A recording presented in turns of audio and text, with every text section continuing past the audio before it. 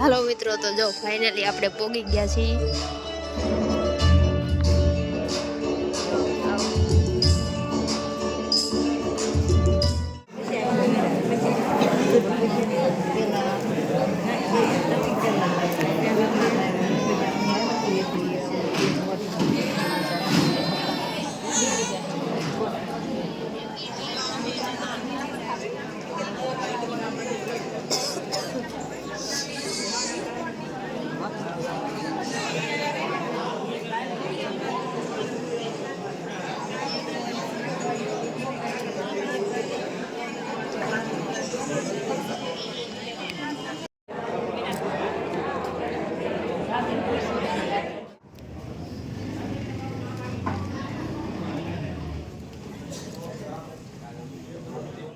Thank you sir. ત્યારબાદ Jain Parmar deputy director of ATMA ભાવનગરથી આવેલા છે, તો તેમનું સ્વાગત કરવા માટે હું ડૉક્ટર વિવેકભાઈ ઝંઝાલાને વિનંતી કરીશ.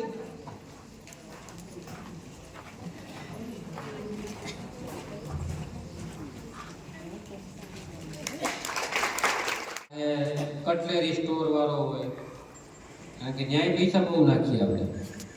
ટ્યુબ લેવા જાય, પાવડર લેવા જાય, હે આ શાકભાજીની એટલી બધી તાકાત છે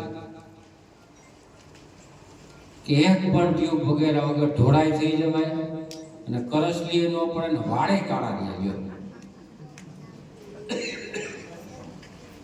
પણ એના માટે તમારે રોજે કાંઈક ને કાંઈક શાકભાજી ખાવું પડે. એટલા માટે જ ગૌતમ સાહેબ આજ તમને બધાને શાકભાજીની કીટે આપવાના છે કે કાંઈક ને કાંઈક શાકભાજી વાવેલું હોય તો પાછું આપણે ખાઈ શકીએ ને, નકર બીજાને વાડીએ લેવા જવું પડે. શરૂઆત કરતો આખા ખેતરમાં પછી કરી તો આપણે આજે સ્પેશિયલ શાકભાજીની જ ખેતીની વાત કરવાની હતી. તો બેરધાય બહેનોને ખાસ વિનંતી, સાહેબે તમને કીધું એમ વાતને વિચાર લઈ ગયા છો તો તમે શાકભાજીનું બિયારણ આપ્યું છે. હવે બીજો વિચાર એ આપવાનો કે એ શાકભાજી વાવો એમાં કોઈ પણ પ્રકારની દવા છાંટતા નહીં, કારણ કે ઘર પૂરતું વાવીએ છીએ, બરાબર. બીજું એમાં રાસાયણિક ખાતર નાખતા નહીં, થોડુંક દેશી ખાતરનો મેળ કરી લીધું અને એ ઉપયોગ કરશો તો તમારે પોતાના જે કંઈ શાકભાજી થાય એ પ્રાકૃતિક થશે અને સચી જાય. તમારા પરિવારનું આરોગ્ય સુધરી જશે અને તમારું પરિવાર છે નિરોગી લાંબુ આયુષ્ય ભોગવી શકશે. આટલી આ સરસ મજાની વાત છે, એ વાતને આપણે બગીમાં ઉતારી દઈશું તો ચોક્કસ થઈ જાય. પણ મનમાં આપણે આ પાણી એટલે આપણે આ પાણી જઈશું એ આશા સાથે મારી વાત.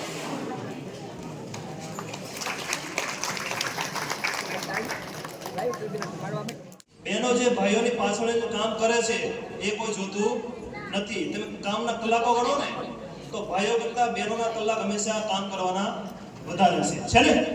ભાઈઓ જો 7-8 વાગે ઉઠે તો બહેનો 5 વાગે ઉઠી જતા હશે. 2 કલાક ઘરનું કામ પતાવે, છોકરાને સ્કૂલે મોકલે, બરાબર, અને પછી ભાત લઈને વાડીએ જાય. આખો દી 5-6 વાગ્યા સુધી વાડીએ કામ કરે, આવીને પાછું જમવાનું બનાવે, બરાબર, રાતે 9-10 વાગ્યા સુધી કામ કરે, બરાબર. ભાઈઓ વચ્ચે પાનમાં ખાઈ આવે, મિત્રોને મળી આવે છે ને. તો કામના કલાકો ગણો તો બહેનો કામ વધારે કરે છે ભાઈઓ કરતા, પણ આપણે દેખાતું નથી, બરાબર. પણ ખાસ બહેનો માટે એના માટે તમે મીટિંગ કરી છે. આ મીટિંગમાં ખાસ બહેનો આવે. બહેનોનું કેવું હોય છે કે જે માહિતી આવે શાંતિથી સાંભળે, મગજમાં ઉતારે, એના ઉપર અમલીકરણ પણ કરે છે. આ જ જગ્યાએ પર ભાઈઓની મીટિંગ હોત ને તો અત્યારે અડધી ખુરશી ખાલી થઈ ગઈ હોત. આમ આટામાં જાય, બહાર નાસ્તાની વ્યવસ્થા છે જો નથી જોવે, બીડી પી આવે છે ને. બહેનો તમે જુઓ કે 150 બહેનો છે, કોઈ હલ્યા નથી. ઘરમાં તમે જુઓ કે સૌથી વધારે સહન શક્તિ કોની હોય છે? ભાઈ, એનો ભાઈ હોય, એનો પિતા હોય, પુત્ર હોય કે છોકરો હોય કે એની દીકરી હોય. ઘરમાં સૌથી વધારે સહન શક્તિ કોની હોય છે? ભાઈઓ કોની હોય છે? માની, બરાબર. ભાઈઓ તો કેમ નથી બોલતો ભાઈ હિમેશભાઈ? કોની હોય છે સહન શક્તિ? માની હોય છે ને. કેમ? બધાનું સાંભળશે અને જે પણ વસ્તુ છે પોતાના થકી રાખશે, બરાબર. સૌથી સુધી સહન શક્તિ હોય તો માતામાં હોય છે, બરાબર ને. તો આજે પણ મેં જોયું કે માતામાં સહન શક્તિ છે. 2 કલાકથી લેક્ચર ચાલે છે પણ બેનો શાંતિથી સાંભળે છે. તો ગમ્યું મને, ખૂબ સરસ. હવે ખાસ વાત કરવાની છે શાકભાજીની, બરાબર. હજી આગળ વધો અને આખા દેશમાં તમારું નામ થાય.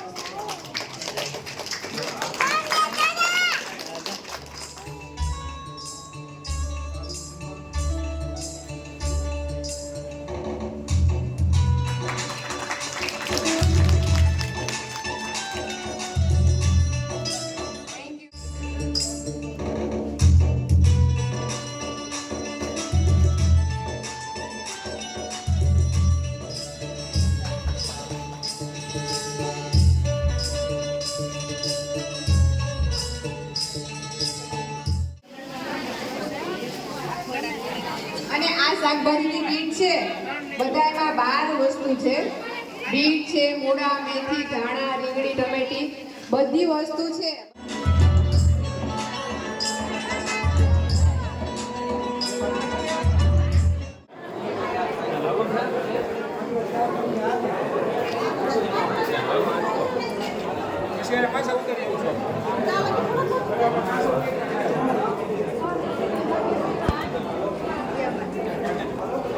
હાલો મિત્રો, તો હવે તો જાય છીએ ઘરે. નો અંદર તો જો મિત્રો, હવે અમે જાય છીએ ઘરે. જો આવું કંઈ પૂછીએ, નાસ્તો બાસ્તો કરાવીને તો બ્લોગમાં બિના રહેજો. અમે ઘરે જઈએ મિત્રો. તો જો હવે અમે આવી ગયા છીએ ઘરે મીટિંગમાંથી ને. જો આવા કંઈક બિયારણ આપ્યા છે અમને, તો એ આપણે આપણી વાડીમાં સોંપવાના જ હતા, તો એ મળી ગયા છે.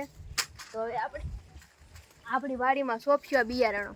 તો મીટિંગ કેવી લાગી કોમેન્ટમાં કોમેન્ટ કરજો ને. અમે જા, હું તો થાકી ગઈ ને, કેટલી કંઈક 3 વાગી ગયા સવારના, જા 9 વાગ્યાના, એટલે કેટલી કલાક થઈ એ કંઈક થાય ગણ લેજો તમે. એટલી કલાક હું તો થાકી ગઈ અહીંયા બેસીને કેટલું સાંભળી મગજ દુખી ગયો. તો હાલો મિત્રો, તો હવે મળીશું નવા વિડીયોમાં. તમને મારો વિડીયો પસંદ આવ્યો તો લાઈક કરી દેજો, શેર કરી દેજો અને મારી ચેનલને સબસ્ક્રાઈબ કરી દેજો. નવા આવ્યા હોય તો એ કરી દેજો, કેમ કે ઘણો ટાઈમ થઈ ગયો છે તો હજી આપણે કાંઈ સબસ્ક્રાઈબરો હરખા વધતા નથી. તો મિત્રો થોડોક સપોર્ટ કરો. હાલો તો મળીશું નવા વિડીયોમાં. ત્યાં સુધી બધાને જય માતાજી, બાય બાય.